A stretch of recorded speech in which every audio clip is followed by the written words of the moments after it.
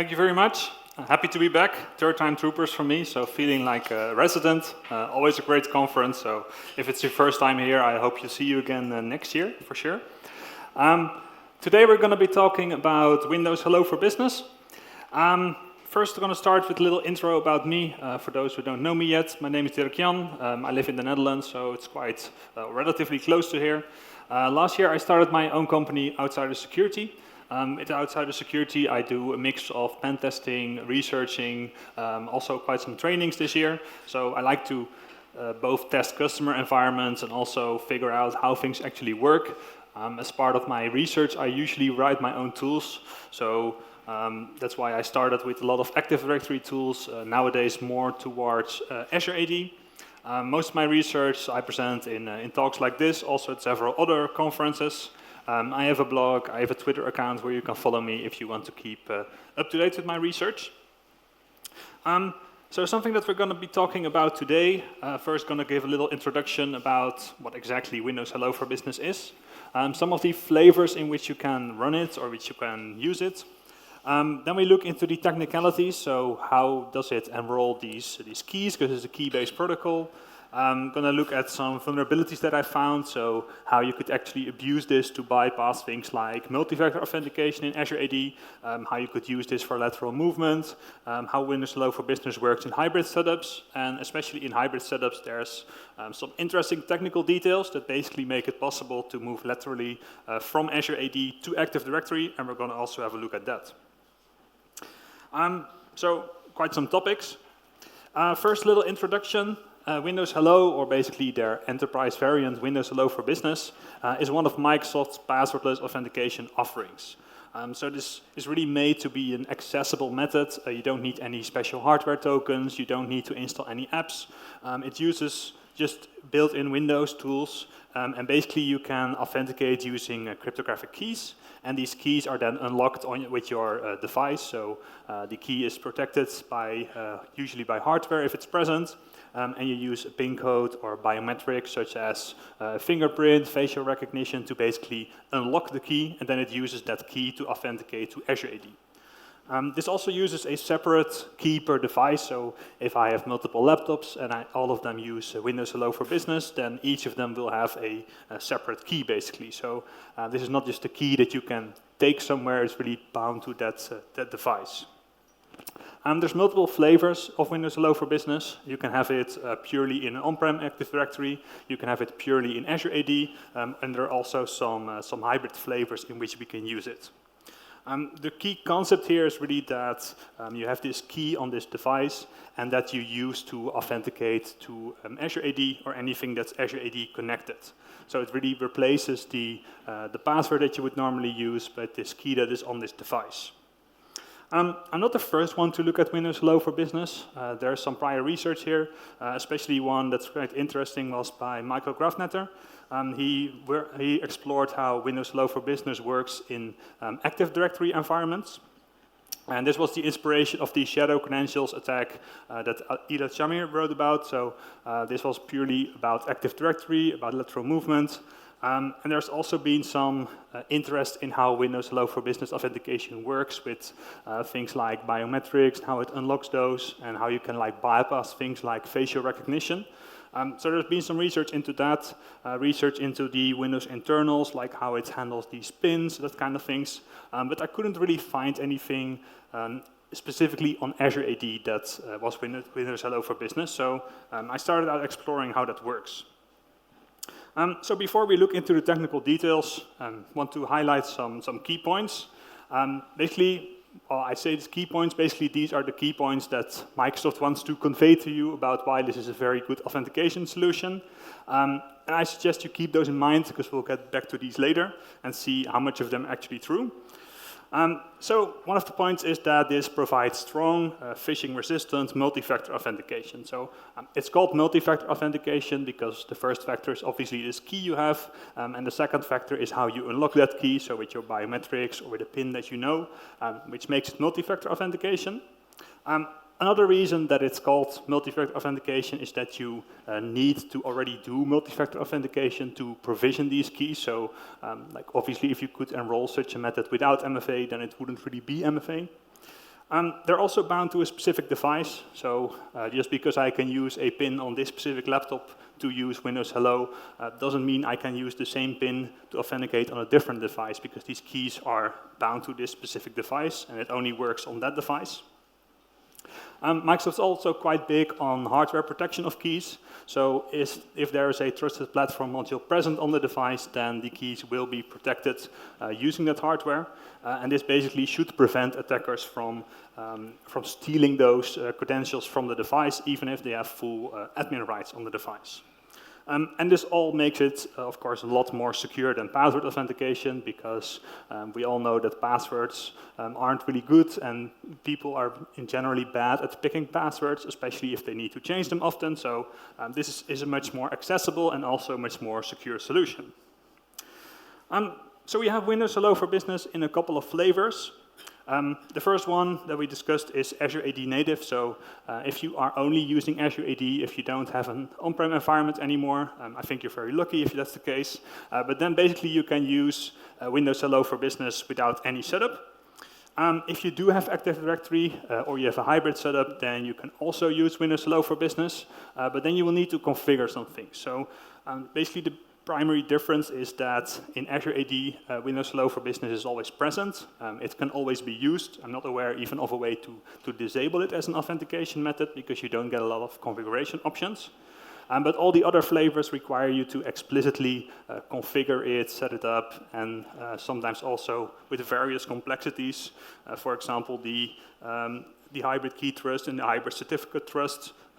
They might require some components like public key infrastructure, ADFS, so that makes it quite more complex than, for example, the Cloud Kerberos Trust, which should work after you run like a few PowerShell commands. So obviously, for me, the most interesting one is the Azure AD native implementation, because that's always on. And for the Azure AD native implementation, you will need a device. So in these scenarios, it's always a combination of the user identity and the device identity. This is something that's very common with Azure AD authentication scenarios. So if you want to use this, you need to have either a joined or a registered device. If Windows Hello for Business is enabled, then it will take place as the final step of the Windows installation. So if you run the Windows setup on a new device, sign in with your Azure AD credentials, then it will automatically prompt for the Windows Hello for Business setup if it's enabled for your device. If it's enabled later, then it will prompt you once you sign into the device. So I want to take a look at how these keys are basically provisioned. So this is for Windows 11. It's very similar on Windows 10, just the UI looks a bit differently. Basically, it will prompt you to use Windows Hello with your account.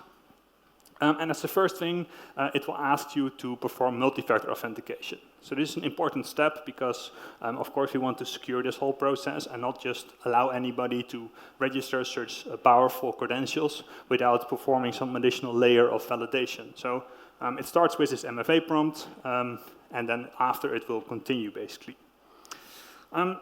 Then it provisions the key, and it will ask you to set up a PIN or a fingerprint or facial recognition, which is the unlock method for that key, basically. And after you've configured these, then you can sign into your local Windows device with these biometrics or with that PIN, and then it will automatically sign you in to all these Azure AD connected resources.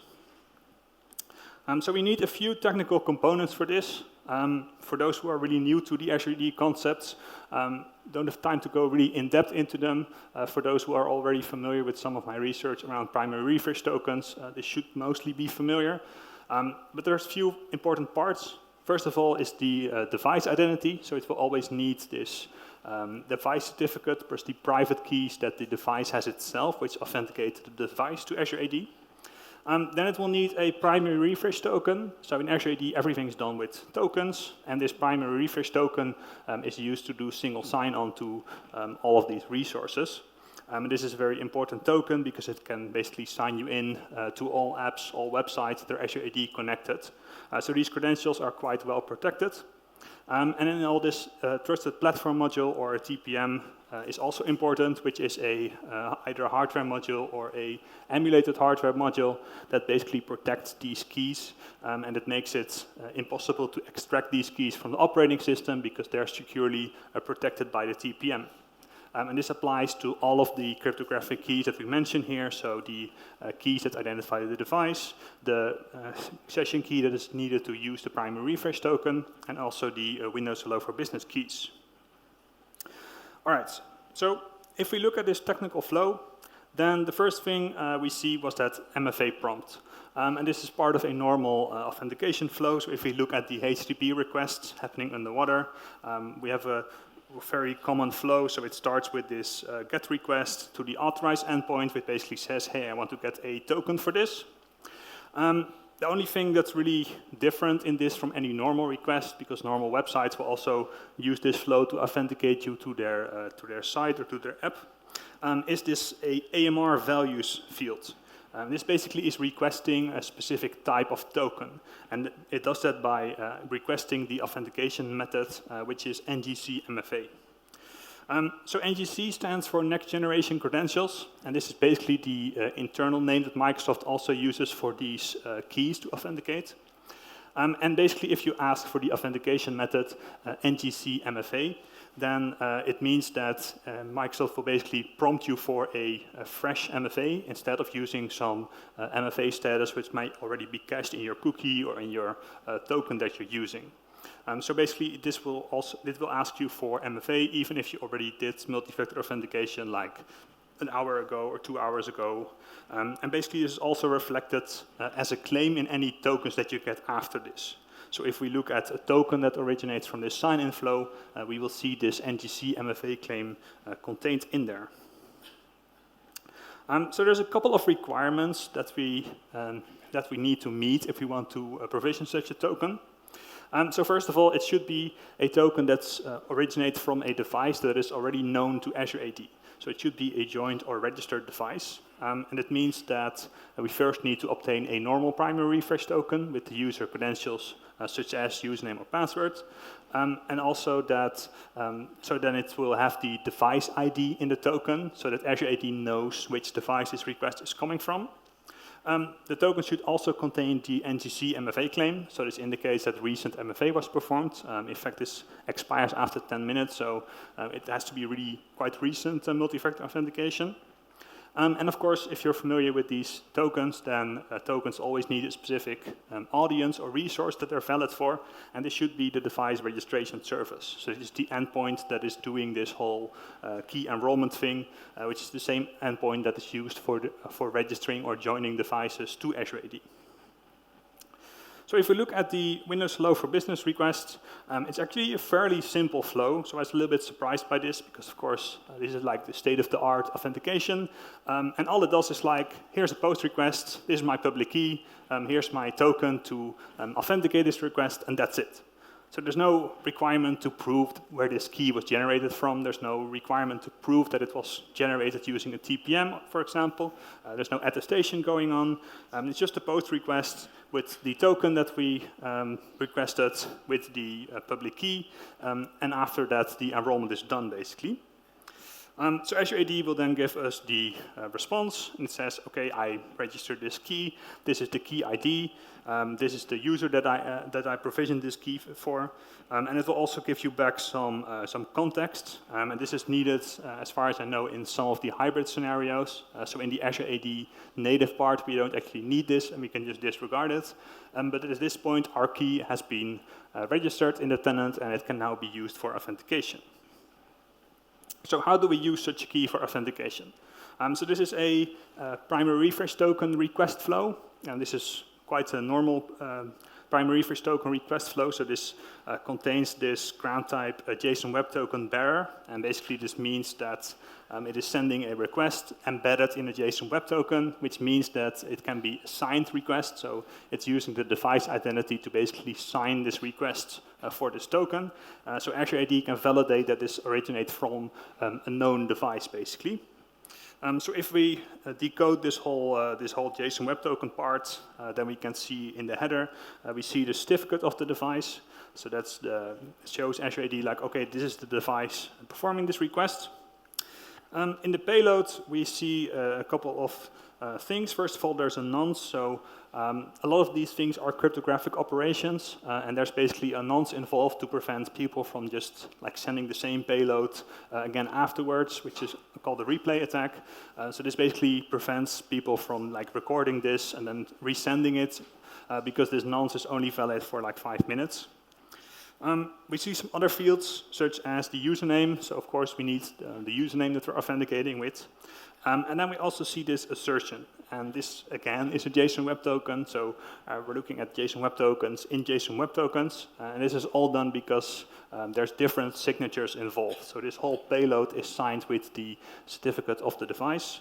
And this second JSON Web Token, if we decode this, then we see the actual token that is signed with the private key of the Windows Hello for Business authentication that we just provisioned.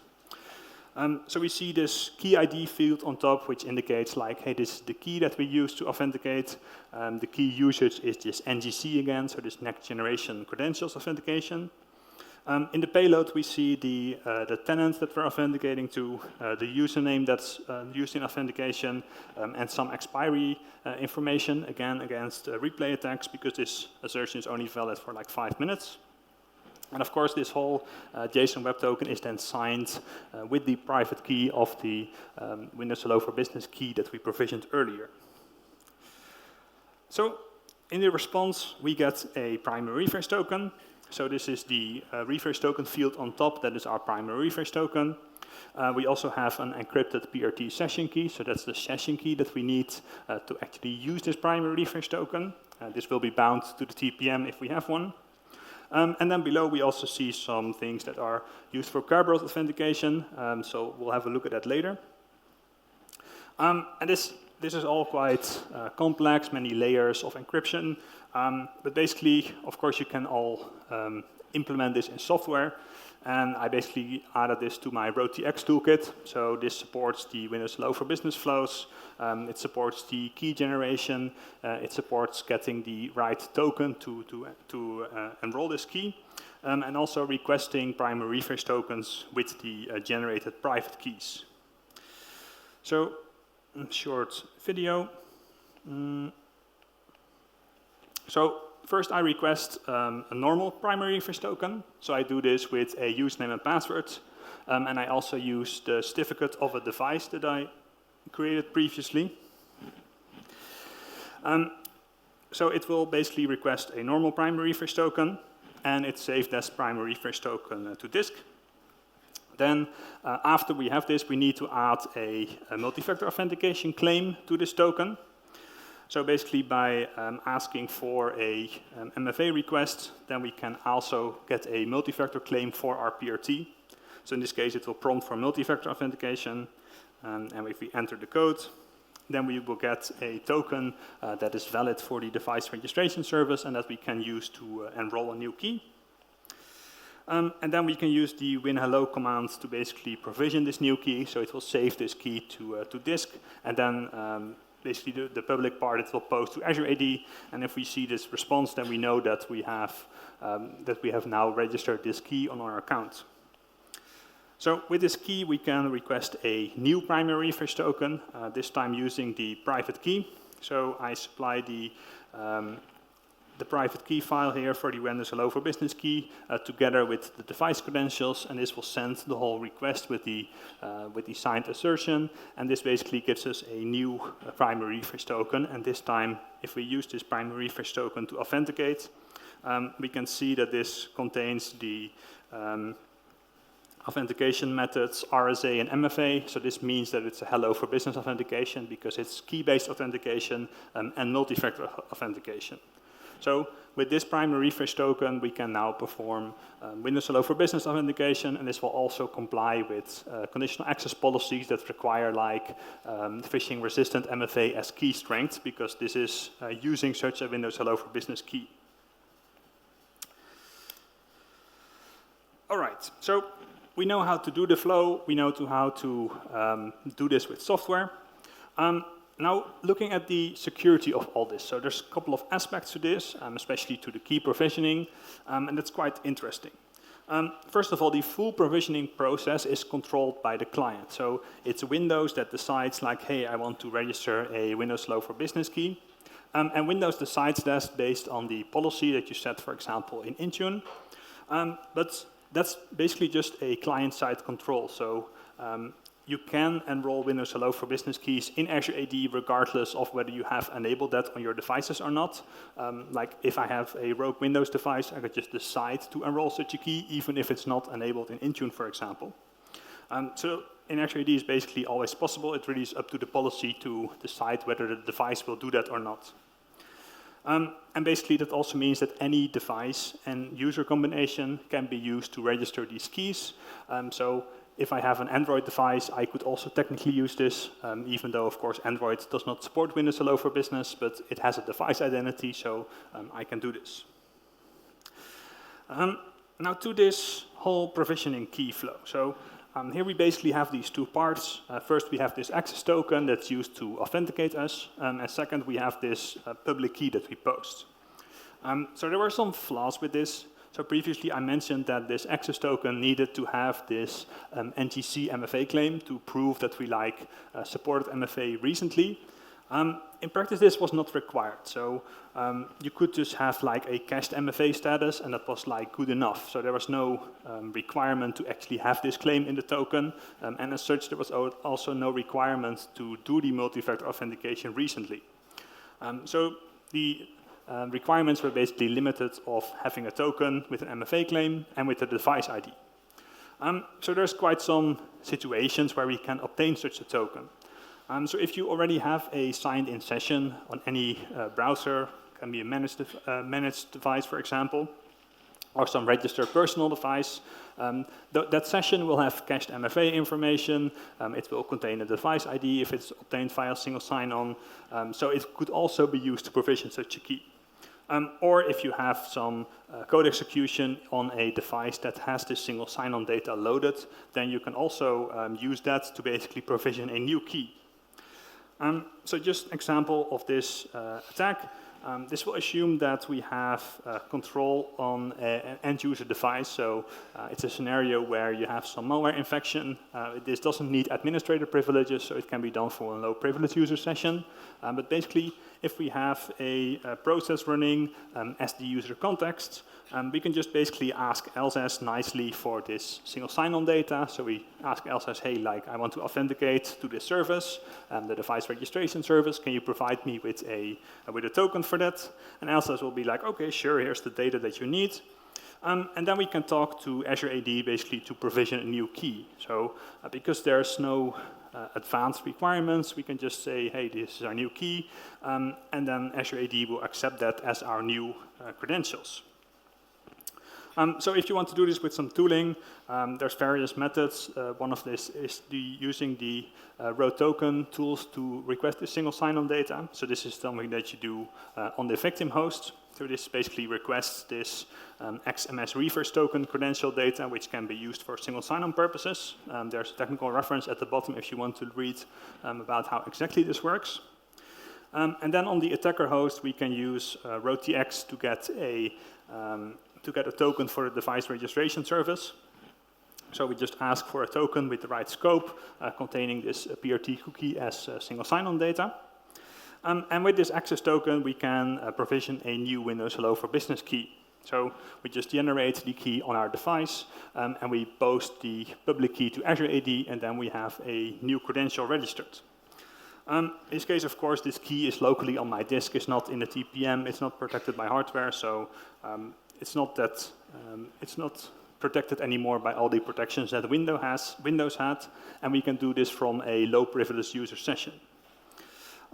Now with this key, we can request a primary refresh token. Of course, for this, we also need a device identity. So this assumes that previously we have registered a device, or we have compromised a different device, or that the user can register their own devices. It shouldn't be too hard in this case.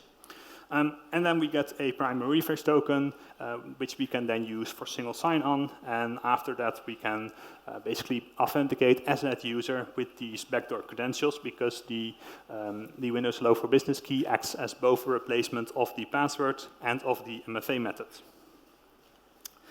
So the short version of this, basically it was possible to overwrite the registered key from a device via single sign-on. So I say overwrite here because by default it will match the key to the device ID, and if I register a new key from a device that already had a key registered, it will basically overwrite that key. But there are some tricks that we can basically use to put the original key back. So we can make it so that the original device of the victim keeps working without any issues. And this basically completely defeats the TPM protection of the key material, because instead of trying to extract this private key that's protected by admin rights, by the TPM, etc., we can just register a new key that we have in software.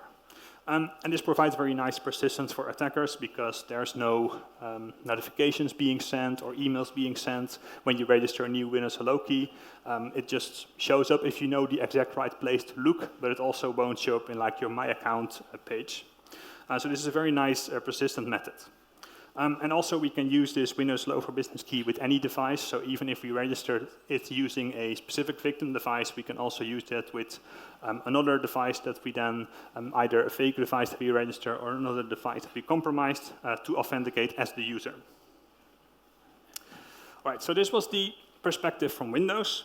Of course, we also have the perspective of Azure AD. So we can look at how these keys are registered in Azure AD. And we can do this using some of the internal APIs. In this case, the graph.windows.net, which is the Azure AD graph. And if we query the searchable device key property of a user, we can see the key material, basically. So this key material is just the private RSA, or the public RSA key, I should say, that the user has registered. So here we can already see how many and which Windows Hello keys the user has registered, and also match these to the device that they were registered on. So the interesting part is that the searchable device keys property, it's a property that can be edited either on your own account, or if you're an admin, you can also edit it on different user accounts.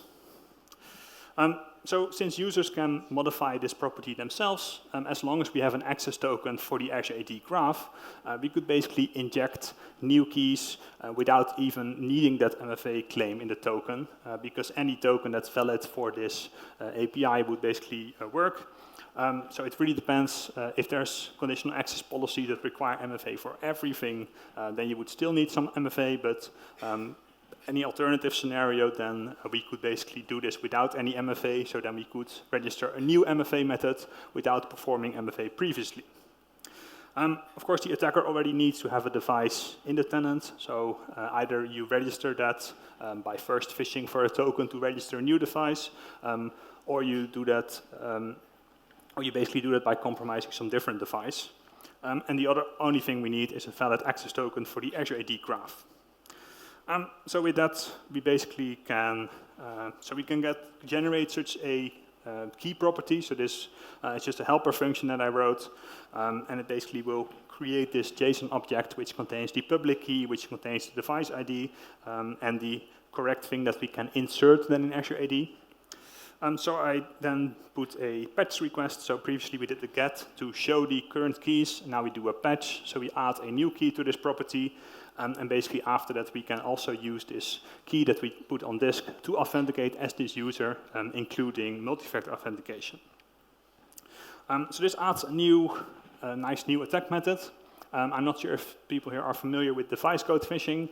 Basically, this is a pretty popular Azure AD attack method, where you basically phish users into entering a device code and performing the authentication for you remotely. And this method works as follows. So as an attacker, I can say, hey, I want to authenticate using a device code. And then Azure AD will say, OK, but you should then use this code to authenticate on your other device. So I can phish some victim, for example, over Teams or via email to let them enter this code, basically.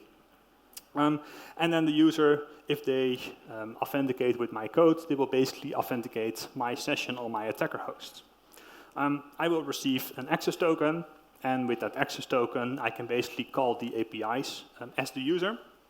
So I can use this to post a request to the Azure AD graph to register a new device and to register a Windows Hello for Business key, basically as a backdoor credentials to the user. So from fully no access to a tenant, via phishing, I can convince someone to authenticate my session and then provision a new Windows Hello for Business key from which I can authenticate any application, and I can also basically access their account with these credentials, and this works even after they reset the password because Windows Hello for Business is considered alternative credentials and thus doesn't rely on the validity of the password, basically. There's some other techniques here. So, of course, you could also do this with like a regular credential phishing. So if you create a fake login page and you ask someone to enter their credentials and MFA information, then you could also get a token from that. If you have temporary access to someone's device, you can again use the single sign-on flow to get the correct tokens and then register the device that way. Or you could also do this if you have permissions to modify other people's accounts, because this property can be written to, for example, by user administrators or global administrators, and then you can just create new keys on any user that you want, which makes for a really easy lateral movement technique.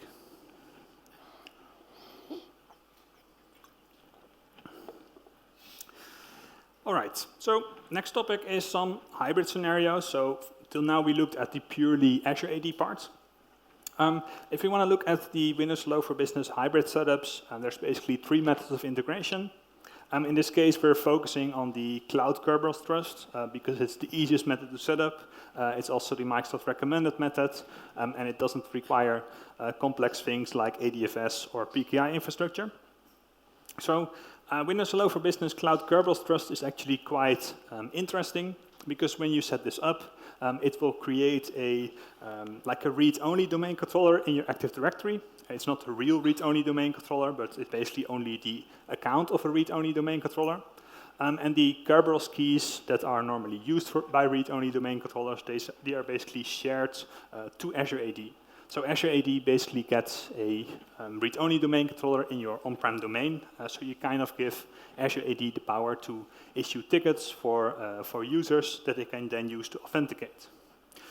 So if I am on my Azure AD joined device, then I can use Windows Hello for Business to authenticate. Azure AD will then give me a primary refresh token, but also a partial ticket granting ticket. And this partial ticket granting ticket, it contains some information about my account.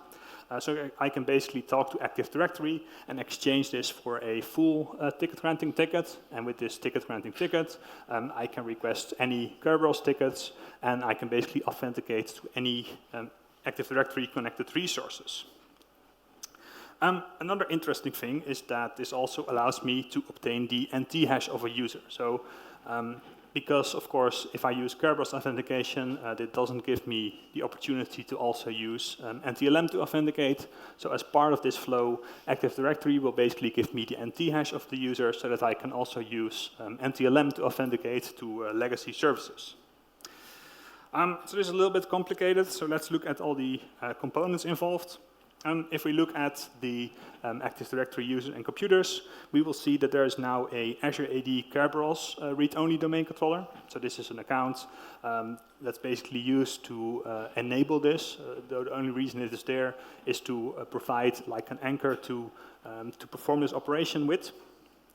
And as soon as we authenticate, we get a PRT, and we also get this partial TGT. And this partial TGT is signed with the Kerberos keys of the read-only domain controller, and then we can exchange this for a full ticket granting ticket and access any AD-connected resources. Of course, this only works for hybrid accounts, because if you have a Azure AD-only account, there won't be an on-prem equivalent. So even if we could get a Kerberos ticket, it cannot contain the user data of the on-prem user, so we cannot use this basically. If we look at the technical flow, so this is again the response to our primary refresh token request. So if we ask for a primary refresh token with Windows Hello for Business keys, and if we have a Cloud Kerberos Trust setup, then we get this TGT AD field, and this bit basically contains the partial ticket granting ticket that we can exchange for a full one. So an interesting thing about this is that user administrators or any higher administrators, such as global administrators, we could basically register Windows Hello for Business keys on other user accounts without requiring things like MFA or their regular password. There are some restrictions to this, so like you know that in Azure AD, user admin cannot like modify a global admin because that would be an elevation of privilege. So in this case, the same rules apply. So as a global admin, I could backdoor users with Windows Hello for Business keys, any user, but as a user admin, I would be limited to regular users basically. But this way, I could, as a user admin, add credentials to any non-high privileged user. And also then become, or basically move laterally between these hybrid identities, because I can provision a new key on a hybrid account and then use that to authenticate and get their ticket granting ticket, basically. This does require me to have line of sight to a domain controller, so of course I need to be able to talk to a domain controller in order to actually pull this off, because otherwise I cannot exchange this TGT. But in any case, if you want to move laterally to Active Directory, of course you need to have some form of network access. There are some restrictions on this, so I cannot do this with domain admin accounts and other protected accounts, because there are some protections on read-only domain controllers that they cannot issue these tickets for like domain admins and equivalent users. We'll look into that in a minute. But of course, I also added this to RoadTX. So we can request a PRT for a hybrid account in this case, using a Windows Hello for Business key that I registered on this account. And we authenticate with this key with our device credentials and basically get a primary refresh token. And then in this primary refresh token, it will contain this partial ticket granting ticket, which we can then exchange for a full ticket granting ticket. So this is based on in-packet basically, so I can load this ticket. I can then ask for a full ticket granting ticket, and that it will save it to disk in a Ccache file. And with the Ccache file, I can do things like talking over SMB, LDAP to anything that's basically AD connected. So this covers the Kerberos flow, but it still leaves out NTLM. So of course, if you use Kerberos, it doesn't allow you to normally obtain this NT hash that you need to do NTLM authentication, since that's all based on this hash of your password. But if we use a passwordless authentication method, there's no passwords involved, so Windows cannot calculate the NT hash from your password because you're not authenticating with the password. So for this, Microsoft made a nice extension basically on the Kerberos protocol, in which you can recover the NT hash when you exchange this partial TGT to a full TGT. So then you can do both Kerberos authentication and NTLM authentication. This is quite interesting. So this, basically in this case, we have a TGS rec, which is used to exchange this. And we see that we're asking for a ticket for the KB TGT service. So normally this is done in the initial authentication, but we can also use this with an existing ticket to obtain this full TGT. And we also ask for some specific pre-authentication data, which says, hey, please give me this ticket granting ticket with a NT hash attached to it. So at the top you see the existing ticket that we're exchanging, and below it says PA data unknown, because I should update my Wireshark, but basically this says, please give me the NT hash. In the reply, we will see this encrypted part, so it will store the NT hash in the encrypted part that's encrypted using the session key, so Windows can basically decrypt this. And then if we decrypt this, then here we find the plain text NT hash. So this is then used to do the NTLM authentication. So in this whole exchange, we also obtain the NT hash for any of the users. Again, of course, I added this to my tooling. So there's this partial TGT to full TGT script that can also recover the NT hash. If you want to know a bit more details about this, I did not come up with all the technicalities of this. It was based on some research by Leandro, who wrote this into in-packet. So I just used the existing code to basically do this, but then with a partial TGT that originated from a primary refresh token. So this was originally where I ended with this, but then later I thought, okay, but there's some more that we can do with this. So basically, because we have this concept of this trust between Azure AD and Active Directory, it enables some nice lateral movement techniques. And just for your information, everything before this, all these vulnerabilities, they have been fixed, but this is still something that's applicable. So of course, there are some consequences to this Kerberos Key Trust. Because essentially you are putting very high privileged keys into Azure AD. So if someone fully compromises your Azure AD, then these keys could be at risk, and then also your on-prem AD could be at risk. So if you are a global admin in Azure AD and you have network connectivity to at least one domain controller, you could recover the NT hash of the synced accounts. So there's some limitations, of course, like you cannot do this for domain admins or other hyperprivileged groups, but any non-tier 0 asset, basically, we could recover the NT hash for by either backdooring them with Windows Hello for Business keys or changing their credentials some other way. And effectively, we can also then obtain domain admin rights. So I'll tell you why in a second. And just to note, this is still something that's applicable, so this is just a choice of the design, basically, and a consequence of putting these keys in Azure AD. So how does this work? So we can, for any existing synced account, we could, like previously, we could provision new Windows Hello for Business keys on them. Now that it's fixed, basically there are some alternative methods. So of course, as a global admin, I can just reset people's passwords and then obtain their keys. I can remove their MFA methods. I can change their MFA methods. So that's not very stealthy. I preferred when the hello key injection was still possible, because then you just add alternative credentials without breaking anything for the legitimate user. But there's many options that you can backdoor accounts if you have the correct privileges. They're just a bit more allowed than the previous ones. Of course, this is limited to accounts that are already synchronized. But the thing is, like if accounts are not synchronized, so if accounts exist in Active Directory but are not synced to Azure AD, we can kind of pull them in scope of the sync from the perspective of Azure AD itself. So normally it's the AD Connect Sync account that will put a account in sync and then sync it to Azure AD. But the sync account or the sync API also works with privileges of global admin, because of course we are global admin, so we're allowed to do anything. And Azure AD Connect used to run as global admin, so it's still in place as a service. So we could basically just create a new account in Azure AD with the same security identifier and same account name as the on-prem account. And then Azure AD would issue us partial ticket granting tickets, which we could then redeem in Active Directory for full ticket granting tickets. So this sync API, it looks really ugly. It's based on some binary XML data, so I don't know how to interact with that.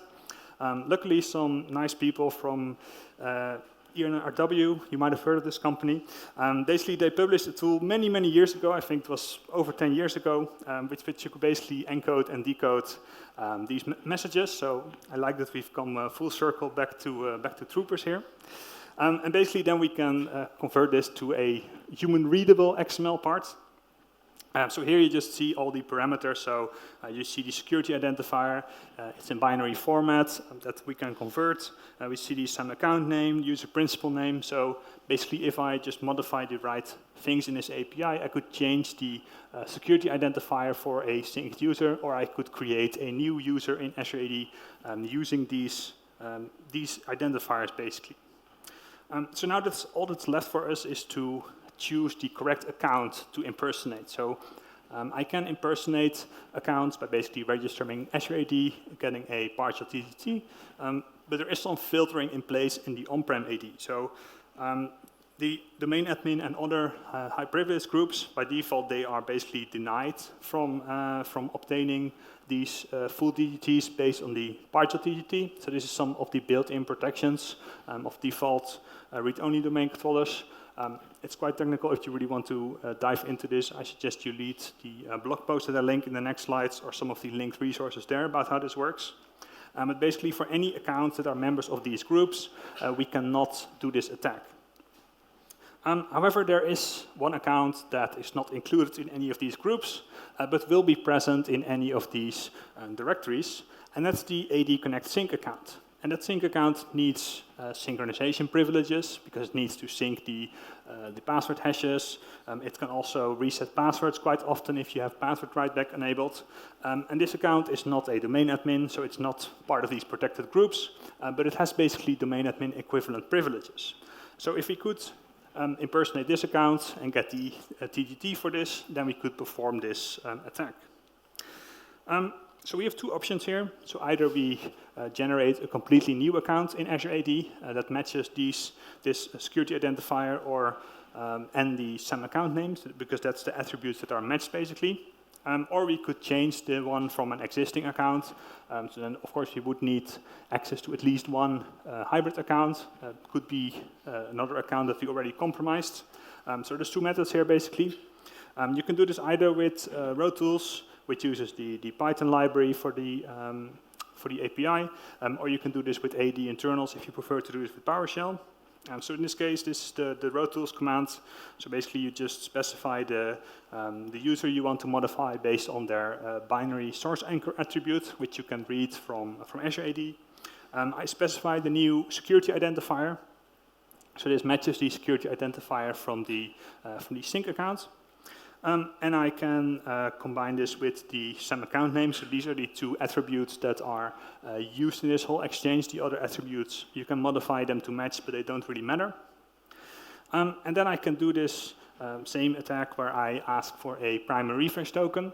And you can do this with Windows Hello for Business keys, but you don't actually need to do that. So even if I authenticate with only a password, I already get this TGT. So even though it's intended to be used with Windows Hello for Business or other passwordless authentication methods, I also get this TGT if I do authenticate with a password. So it's not entirely as you would think it's intended, but it still works. So in this case, I authenticate with the password with some device that I registered. I get this PRT. And in this PRT will be this partial TGT. And if I decrypt this, just to know what is in this TGT, basically, we will see the new security identifier on the bottom that we modified in the account, and we will see the new SAM account name on the top. So this basically now we convinced Azure AD to give us a partial ticket granting ticket for a on-prem user that was not previously in sync scope. This we can use to get a full ticket granting ticket. We can also then recover the NT hash of the account. So now we can either authenticate with this account to any service using either Kerberos or NTLM authentication, just what you prefer. We now have a full ticket granting ticket, and we have the long-term NT hash that we could use to obtain new tickets, as long as we can talk to a domain controller. And because this sync account has directory synchronization privileges, we can also synchronize all the other hashes from Active Directory. And then we basically elevated our privileges to the main admin. So a lot of stuff in this. If you want to read more about it, there's this blog linked on the bottom. So I just want to end up with some parts on the disclosure timeline and some of the conclusions. So I submitted all of these issues with Windows Hello for Business in October 2022. There was some back and forth about when this was going to be fixed and how fast they would fix it, basically in February to April. So eventually we agreed that most of the fixes were rolled out in May. There should be another fix coming next month. I'm not sure on that. So there is some more on this that's not contained in this talk yet. Either way, I wouldn't have time to talk about it, so that's fine.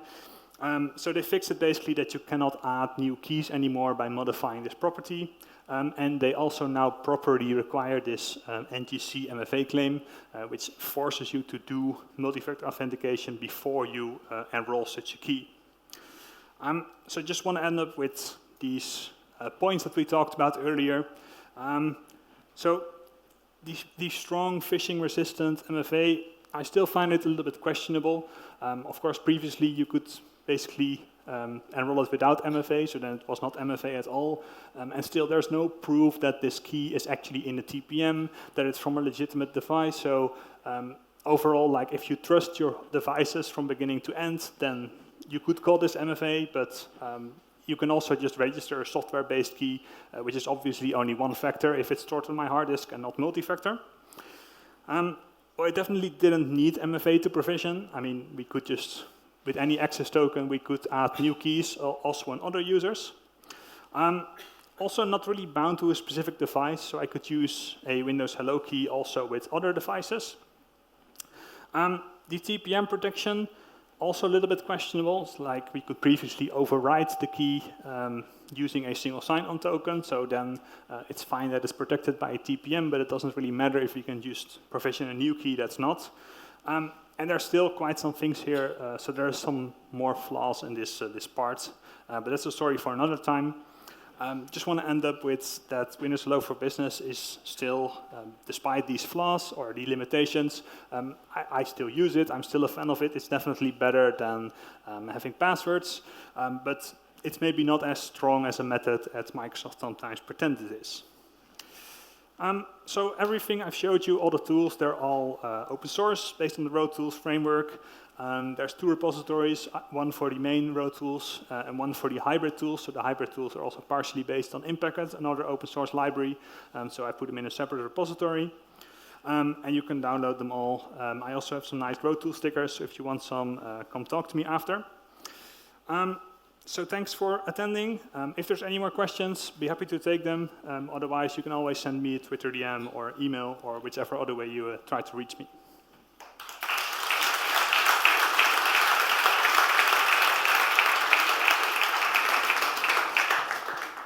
Thank you for the great talk. Do we have any questions?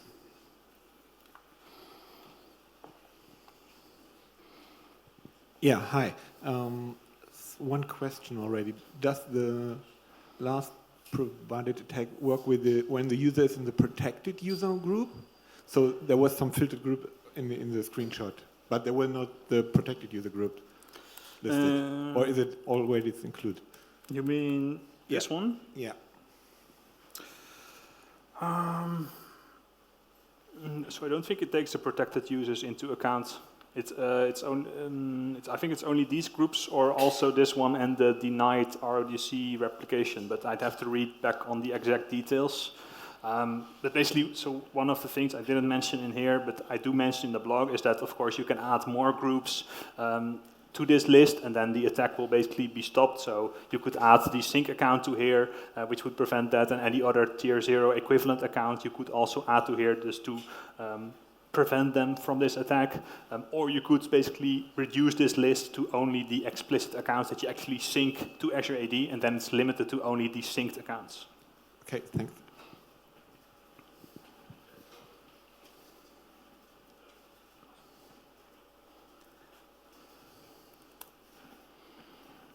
Hello. Yeah, thank you. That was actually my question. Would it prevent if I add all the groups in the deny sync group, or what is preventing me just put all the main groups in the deny list if I don't use RODCs? Yes, so this is something you have to set up first explicitly. So yeah, absolutely. But as a mitigation, that would solve it, right? Yes, but if you include everybody, then the anti-LM fallback solution will also stop working. So then you could just as well not configure this in the first place. Okay, thank you.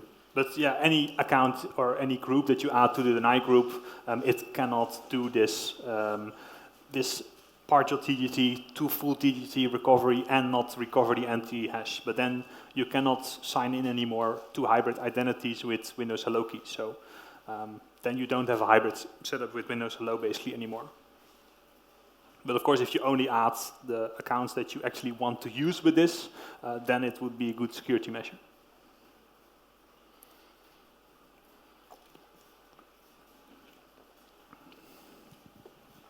Yeah, one question towards the partial TGT. Is this only limited to this read-only domain controller that is created, or is this a general function that can make all read-only domain controllers at risk? So the partial TGT to full TGT is a legit function of a read-only domain controller. The anti-hash recovery is not something that the real RODCs use, but they are technically capable of doing it. So it has been added on top of this RODC functionality just because it was easier. Basically, that was what Microsoft told after we had some discussion on this on Twitter. So only RODC keys can do this upgrade from partial to full and the anti-hash recovery, but it doesn't matter if it's a real RODC or a virtual one, basically. Even though real ones don't use this, they still can.